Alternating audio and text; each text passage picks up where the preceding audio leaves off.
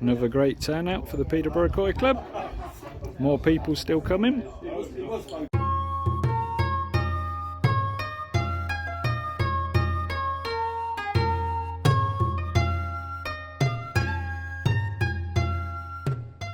Hey guys, Jamie here, keeping it koi. Welcome back to the channel, and if you're new, welcome. I hope to earn your subscription today.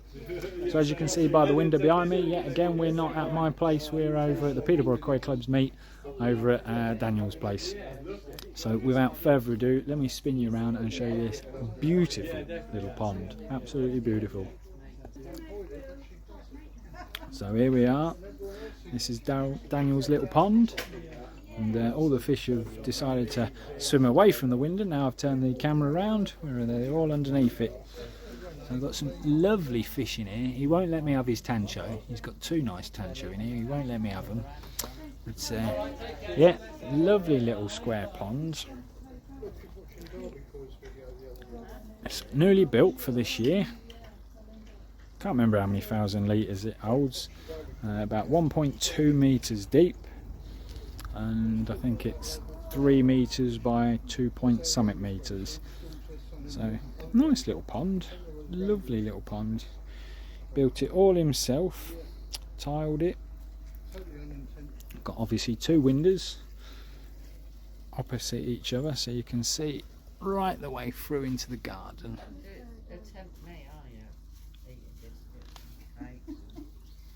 Yeah, got some cracking fish in there. I know, it's an absolutely lovely garden as well. I mean, look at the size of that garden. Probably 4 times as big as my garden. Absolutely love it. And in the filter house, look, we'll have a sneak peek in here. And like me, he's got a lovely little oase drum in there. Same skimmer I've got as well. Did have a bit of a leak on this not long ago and had to stick some of the old CT1 or whatnot on there. Drum's going off. But yeah, got all his pipe work all nice and neat. Quite nice in there. Obviously the blade return. He is considering swapping the blade for a Bakki shower, but we'll come again next year and we'll see what upgrades he's done. But what do you guys think? Absolutely cracking pond, isn't it? And close his door for him. But yeah, again, as you saw earlier, we've had an absolute fantastic turnout. There was a few more people that turned up after I filmed that first clip. So yeah, great little turnout, great day, lovely sunshine. What more can you ask for? So on that note, I will catch you all back at mine. Hey guys, so yeah, you've just caught me trimming some of my bonsais. Just keeping on top of them, as you do. This is one of my favourites. This is the Chinese elm. I like this one. It's a very fast and vigorous grower, really easy to keep and look after, the old Chinese elms. Grows like stink though, they really do grow quick. The bits I've just chopped off today, only about a week's worth of growth. But yeah, what I wanted to show some of you guys though, those of you that have been following me for quite a while, will remember back at the beginning of the summer I did some air layering. Now I've had a quick look at the beach this morning, the one that I did the dedicated video on. That's not quite ready yet. Some of the little air layering balls I bought off the Bay of E just to trial, they seem to have done the trick quite nicely. And I don't know if you can see it, but behind me on that bench I've just potted up one of the air layers. So what I'll do, I'll show you that, and then we'll show you the rest of them. Snap back to you in a bizzle. So yeah, there's the first one. I've left it here on the bench for now because it's always best, especially with Acers, once you've cut them off, to leave them in a well lit but shady spot. And as you can see, if I zoom out a little bit, you can see that is not getting any of the sun whatsoever, but it's still nice and daylighted, but well shaded. So that'll sit there for a couple of weeks, let the roots get a bit more established, and then I'll be able to move it out somewhere a bit better. But yeah, cut that off, wide a couple of the branches, how I'm going to want it, and we're good to go. But we've got a couple more. So we've got another black pod, air layering pod on this tree. That's a Chinese juniper. And then we've got another black pod on top of this Acer, which you'll be able to see actually where I've just cut the other one off, which was just on here. So I've just cut that branch off there where one of the air layers were on. But yeah, I need to find some more decorative stones for this pot, because every day when I come out here, something, I'm guessing birds, has been digging in it, and there is more soil everywhere, and if they're not careful they're going to dig up and mess up my roots. So yeah, I'm going to get some more decorative stones for that, sort that out first. And there we go. Not ideal, but unfortunately when it comes to birds, when they start digging in one flower pot, they come back and back and back. So I'm pretty sure now I've covered that up, they'll find another flower pot to dig in. But they used to rip all that one to pieces, but they're leaving that one alone now, and they keep ripping that one to pieces. So keep swapping them around, but that's a real good way to deter birds from messing with your bonsais. Just get some pebbles, stones, decorative or not, and just pop them around the surface, probably leave them there for a month or two. The birds will find somewhere else to mess around in them.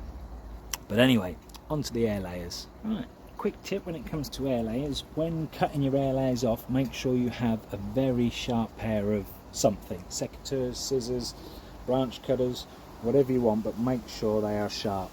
I use Felco 2s. Now Felco, they are one of the best manufacturers of secateurs.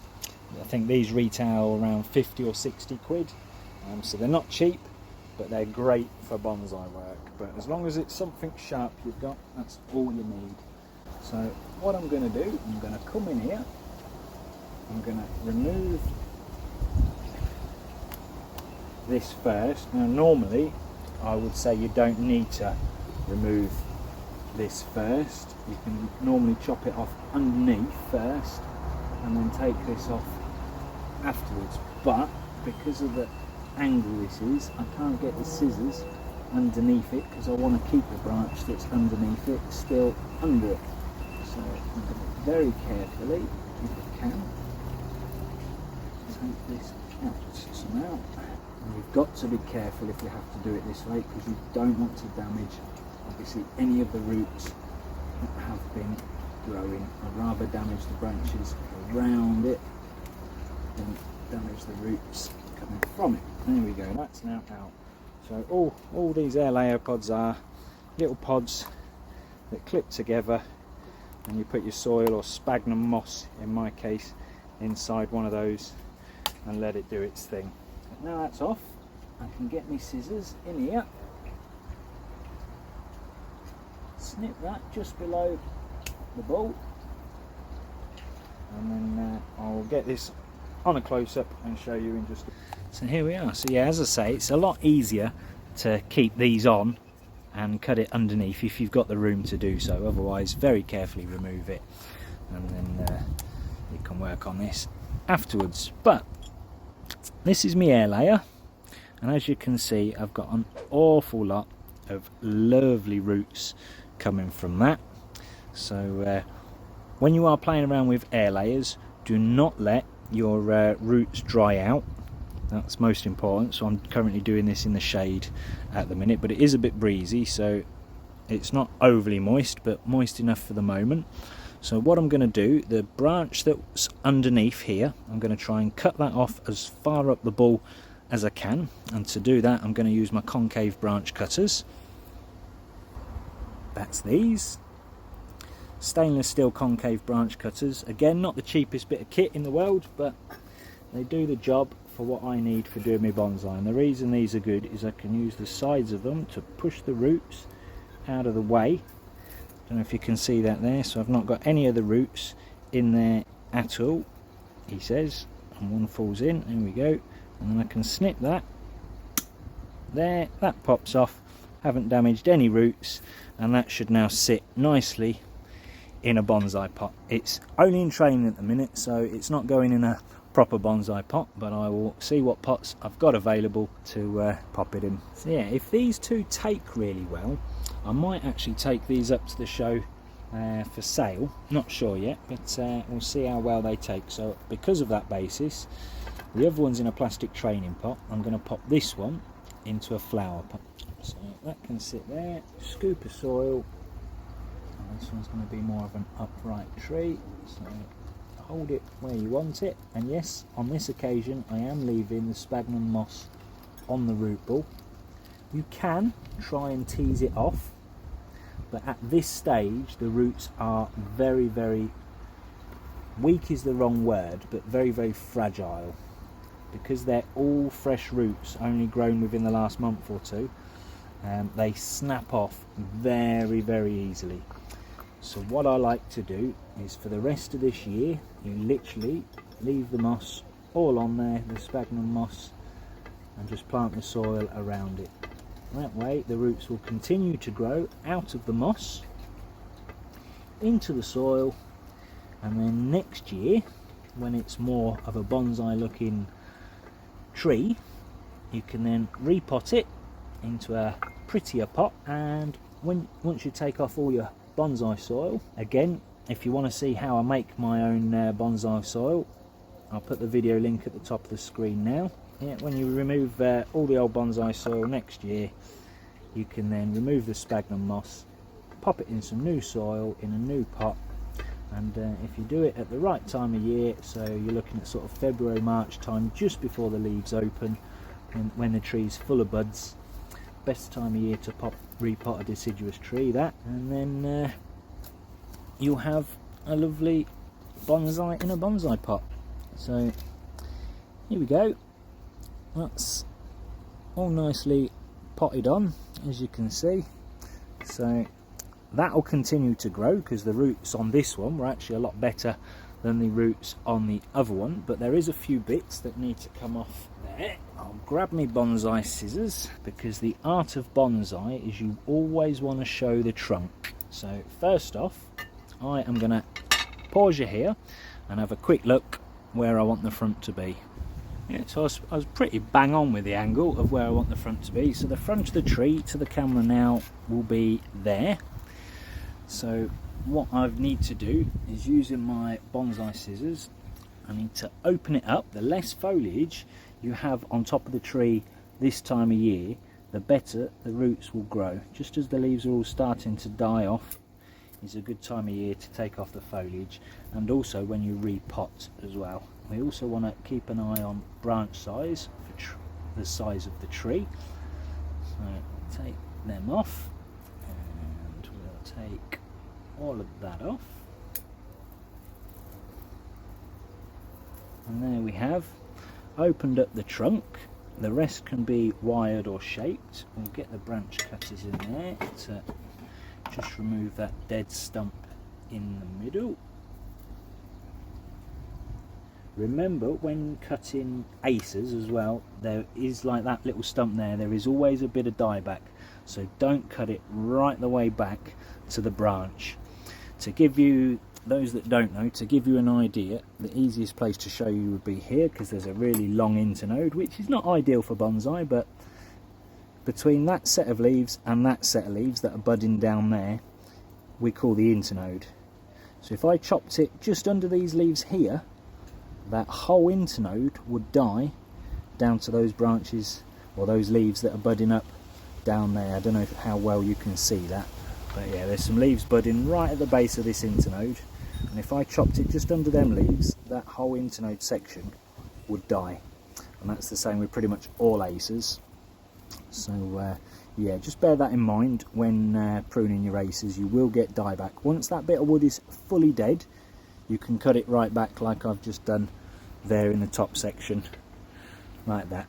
But you'll notice, actually, if I bring it in close, a prune I did earlier this year, look here, where's my fingers, can't see the phone screen, it's too sunny, but you can see there, so far it's only died back by about 3 to 4 mil, whereas later on in the year that will die right the way back to the 2 little buds here. and they'll shoot off new shoots, and then once that's fully dead I'll be able to chop that off and you won't get any more dieback. So there you go, there's another one. Yeah, the last thing this now needs is a bit of watering, so give that some water.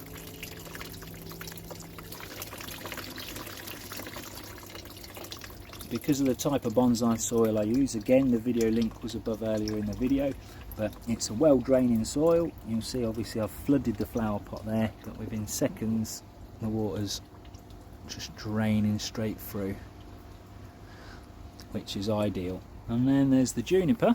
So while we're here, I'm just going to very quickly get this one cut as well. I should be able to cut this one with the bull still on.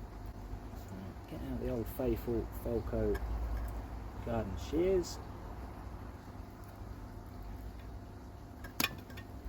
Right, so there's our air layer. Hopefully there's some good roots in there. Should have checked that first really, but that's all done. I'm then going to come in with the branch cutters because I don't want any gin at that point, and you don't get an awful lot of dieback from junipers, so I'm going to cut that at a nice angle so it flows well. There we go, and I'll put some wound sealer on there, but that is now the start of a lovely little bonsai as well. So I'll get that wired up all later. It's the only problem with air layers, you can't really do any work on your bonsai until your air layer comes off, so you kind of, although you're getting a free tree out of it, you're delaying the work on the main tree. But yeah, I'll get this cracked open and we'll have a look and see if there's any roots in it. As you can see there are some lovely big roots, but you'll also see there's only half the root ball. The other half unfortunately got stuck in here and I couldn't quite wedge it out, so in the end I had to bite the bullet and just pull it out. The downside is, as I said to you, the roots at this stage are very, very fragile, and here's the end of a lovely big root. And unfortunately that is now snapped off, so we can discard of that. Is there any more? I know there's at least one that snapped. No, I think it was just that one, so we might get away with that. But yeah, so you have to be really, really careful. Note to self, don't pack these that tight. But we do have lots of nice roots coming from there. In fact, now that's half is off. This side wants to fall off as well, which is a bit of a nightmare. So I'm going to detangle this root out of there, and then on this occasion I will remove all the sphagnum moss. And there we go guys, that's a bit fiddly, so please, if you want to remove all the sphagnum moss, be very, very careful. That was the root that was tangled up in it, and they are very, very snappable at this stage. But again, just very quickly to show you, I won't show you the repotting because all it is chucking some soil in a pot. It's again, very carefully snip up as high as you can without damaging any of the roots. Right, so we missed all the roots there, that'll do nicely, and then we just need another flower pot with some soil in it.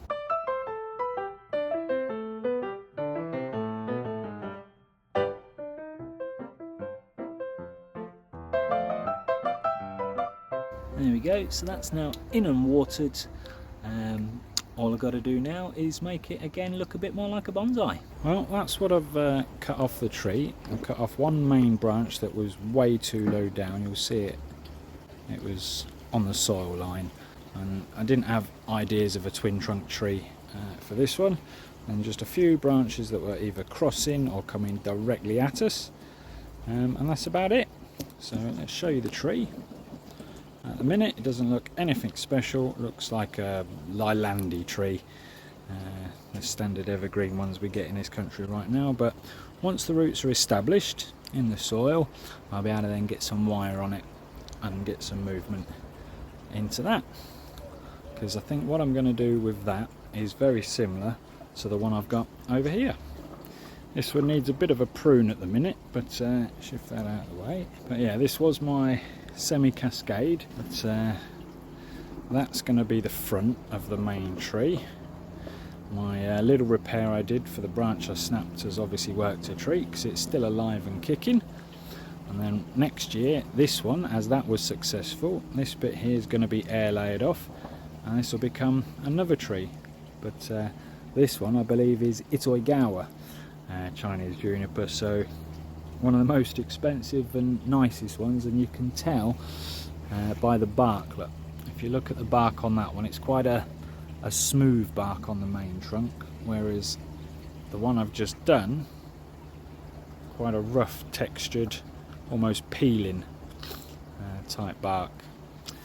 So yeah, I'm not too sure what type of Chinese juniper that one is, but I was sold this one as an Itoigawa. So yeah, we just need to reshape the pads a little bit, maybe get a bit more wire on some of them branches, and that one is going to be a nice tree this time next year. But yeah, I'll try and get the air layer on this branch a bit earlier next year, so I can take it off a bit earlier in the year. So I'm just restyling and shaping the one that we've just air layered off. It's looking pretty good so far. I'm leaving this one as a back branch because I want this to grow out, and that will become the side branch. And if that doesn't grow, then I've got that one currently as a backup. Who knows, I may even keep the both. But yeah, basically what we're doing when pruning a juniper, just so you guys are aware, it's not like a conifer where you can just go in and snip, snip, snip and shape it the way you want. If you do that, you end up with loads of dead ends, dead tips, and it looks horrible. So what we do with juniper, I'll spin it around just to show you, because I've only got a couple more branches that I'm going to do on this side. We work out roughly where we want the branch to be, and you go into the trunk of the branch and you snip it off like that. Obviously you're not going to get the perfect shape straight away, that comes with time, but again, go into the trunk of the branch and snip that away. So like if I wanted this one to be a bit shorter, I can't just come in and cross all of them little leaves, twigs, whatever you want to call them. You come in to the trunk and chop the whole trunk off. Yeah, that's looking mighty fine, methinks. And that was a £7 bargain from B&Q, that was. And if I bring it down there so you can see it better, it's quite a nice little tree so far. Yeah, just put some cut paste on there, and then that one's done as well. You wouldn't believe it's the middle of September, my birthday tomorrow, and there are hundreds of tomatoes still redding and ripening. It's absolutely crazy. There's still loads of green ones on here, still going red. But we've had a bit of a mini heat wave finally, a week's worth of sun basically, and everything's finally starting to ripen off. But just getting all my bonsais ready for the growing show end of September, so they're all now in trays ready to cart out to the van. Whoop whoop. But yeah, all the bonsais basically on that side of the garden I'll come in with. May pick up one or two extra ones when I see what space I've got in the van. But yeah, we've got a good mixture from beech to pines, sycamores, yews, buxus, oaks, a couple of junipers. Obviously the stars of the show, although they're the babiest ones I'm taking, the snake bark maples. They're actually growing really fast. I don't know if you remember my video when I brought these back from the allotment, but there certainly wasn't anywhere near, what's that, I'd say 7 or 8 inches. They were all that sort of size when I brought them home from the allotment. So yeah, they're growing well. They're all sorted out. Some unfortunately not them, although there was a couple that didn't make it, but some unfortunately of the pines didn't make the repotting. You've got that one there, them two pines didn't survive a repotting. There's a buxus there that seems to have lost all its leaves, so again he won't be coming. One of the larger pines, one of the Scots pines, as you can see there, he didn't quite make it, so yeah, when repotting, as I've said before, do check on the time of year that's suitable for the tree you're about to repot, because it does make a difference, and this time of year is not really suitable for what I've repotted. But yeah, I know what I'm doing. I've been as careful as I can, and they've worked an absolute treat. But once the pond's finished and all these bonsais are moved out of the way and everything, I will get up there and tackle that air layer that I've done on my neighbour's olive tree, and we will see if that's done any good. Yeah, now's the best time of year to check your air layers and get them cut, if possible. Obviously the beech one isn't quite ready yet, so I can't chop that just yet. But basically what you don't want to happen is a frost get to the bag of roots, because if that happens and the roots freeze, the tree might not necessarily die, but all the roots that are in there will die. You might get more regrowing possibly. You don't want to kill all your roots off with a frost. So September, end of September, sort of last chance really to get your air layers all snipped off. So another little tip for you there, guys. But yeah, so again, thank you to Daniel for allowing us to have the Koi Club meet over at his place. Fantastic little pond. He's literally only just finished it a couple of months ago, and he's already talking about building a bigger one. I think he's got 22 fish in there, and as I said in the video, the sort of size, it's only 1.2 meters deep, and it's about the same size as mine, water volume-ish, I reckon about 12,000 litres. So yeah, obviously I've got more fish in my pond at the minute, but as I said to him, I got a lot to move on. Otherwise, at the moment they're happy as Larry and they all fit beautifully, but this time next year they're all going to be that much bigger again, so I need to move a few more on, and he'll be in the same boat. So yeah, he'll cross that bridge when he comes to it. But thank you so much, Daniel, for allowing us to have that there. Obviously I'm getting ready for the growing show. That's on the 30th down in Wrexham. Hopefully to see you all there. For those of you that are taking part, 2 fish for 60 quid, and I've seen these fish, they are absolutely pucker. I would have entered myself, but unfortunately I ain't got nowhere to put them. I'm well overstocked. The fry, they're having a bit of water change at the minute, but they really are growing. I've got some fry in here now that are 25 cm. Let me show you, and there they are. Good timing for a water change. You can see them clear as day. But yeah, here's perhaps falling out of the pond. But yeah, that Matsuba there, as a for instance, he is well over 15 cm. The growing show Karashi Goi down there, he's well over 20.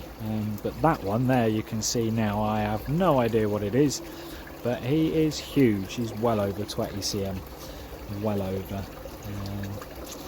So yeah, there's a lot of growth been happening during these couple of little mini heat waves we've had towards the end of the summer. That Asagi at the back there as well, he's over 20 cm. Look at that Asagi.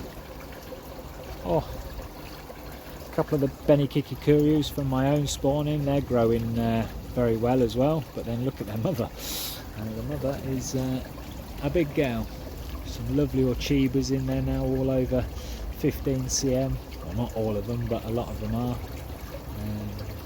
A couple of the Chagois, the Deutsch Chagois from Yoshiki Goi, they're doing really well.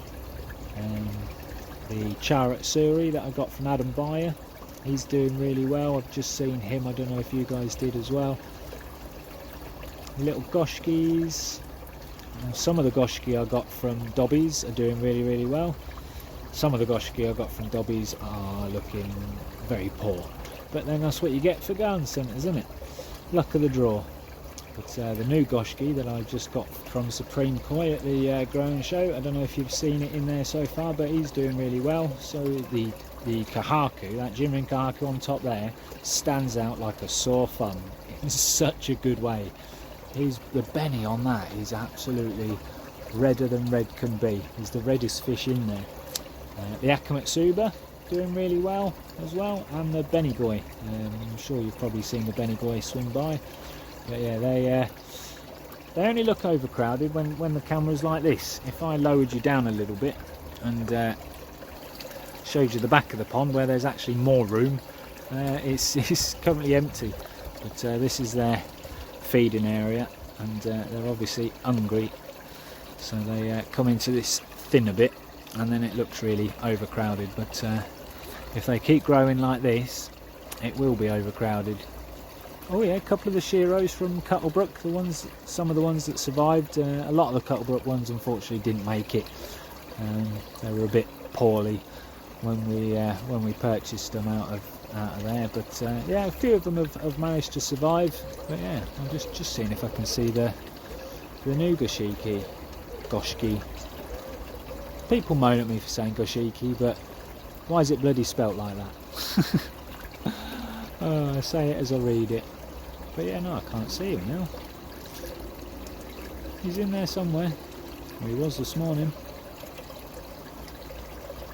Yeah, there's the Bennygoy. Ooh, that Juniper Bennygoy at the front there. No, can't see him.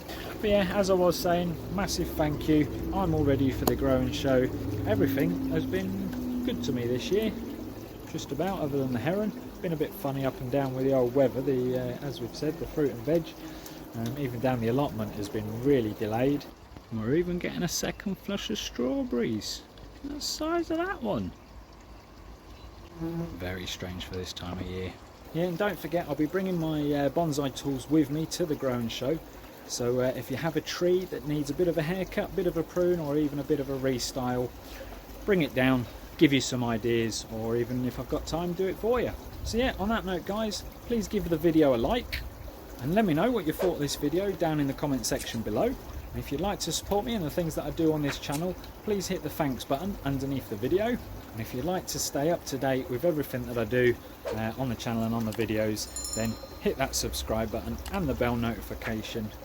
And then YouTube will tell you when my next video comes out. So thanks all for watching, and we will catch you all on the next one. Ooh, there's the goshki.